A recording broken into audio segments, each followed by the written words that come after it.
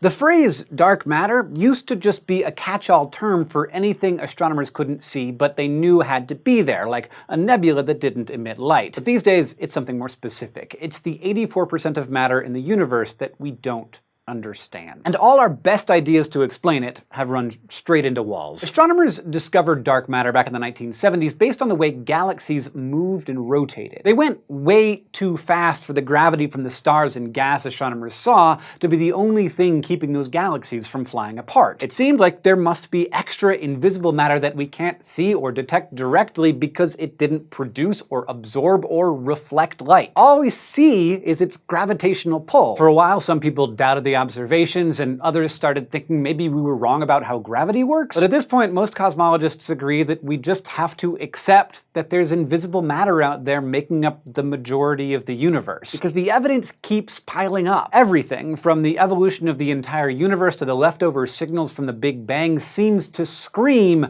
dark matter. But despite all the evidence that exists, we still don't know what dark matter is made of. There are some scientists still trying to subtly tweak the math we use to describe gravity so it fits all these observations without assuming that there's a bunch of invisible matter out there. They work on what's called MOND, Modified Newtonian Dynamics. They've been able to use their reworked laws of physics to explain some of the things that seem like evidence for dark matter. But objects like the Bullet Cluster, a pair of colliding clusters of galaxies where there seems to be dark matter completely separated from regular matter, really took the wind out of MOND's sails, at least for now. Most cosmologists accept that dark matter is out there and they want to figure out what it is. By looking at different models for how the universe developed after the Big Bang, they found lots of different kinds of objects that could be plentiful and dark enough to account for the observations. There are two main lines of thought on this, which we'll just call old physics and new physics. The old physics crew wants to explain dark matter with stuff we already know exists. Some of them think that dark matter is literally that, regular matter that's dark, like black holes or neutron stars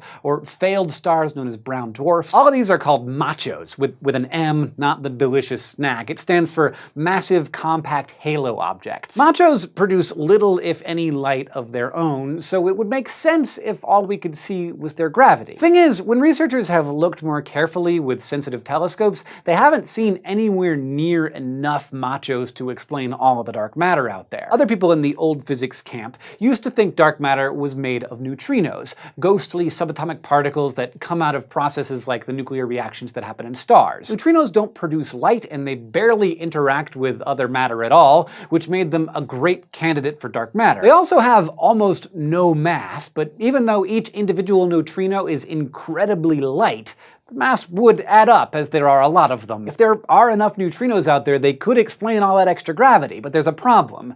The neutrinos we know about move way too fast to clump together the way we've seen dark matter clump together in huge structures like galaxies. Which brings us to the new physics camp, scientists who are looking for new kinds of particles that predict what we see. A lot of them are looking for WIMPs, or weakly interacting massive particles, so named because they only interact very weakly with normal matter, which would explain why it is so hard for us to detect them. There are lots of types of WIMPs that researchers think could be dark matter, and they keep doing experiments to look for them, but they've never found any, and with every experiment they keep ruling out more and more types of WIMPs. Another possibility is that we're missing something about neutrinos. Some scientists think there might be a new kind of super heavy neutrino that we just haven't detected yet, because you wouldn't need as many heavy neutrinos to account for dark matter as you would light neutrinos. Sort of like how it only takes just a few large chips with lots of toppings to fill you up instead of just a bunch of little tiny chips. I don't know how we got back to nachos. I'm hungry. Anyway, if there aren't as many heavy neutrinos out there to begin with, then it would make sense that we haven't spotted any yet. There are also new physics people who think axions might be the key. Axions are particles that were predicted back in the 1970s to solve a completely unrelated problem in physics. But like neutrinos, they'd also be almost weightless and hard to detect, and some models suggest that some or even all dark matter could be made of axions. Then there are the really creative physicists who are working on an idea called supersymmetry, where every particle in the universe has a kind of heavy twin,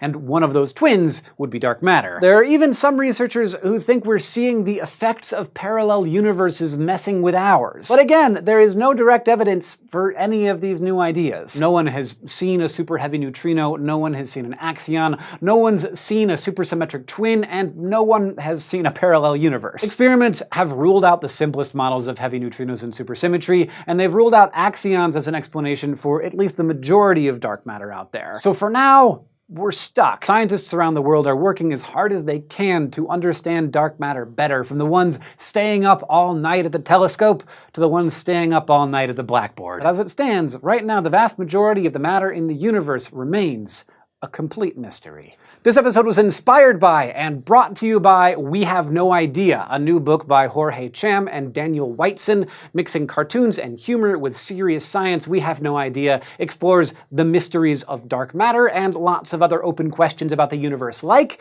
how many dimensions are there, or why aren't we made of antimatter? The book is available now, and you can get your copy at wehavenoidea.com.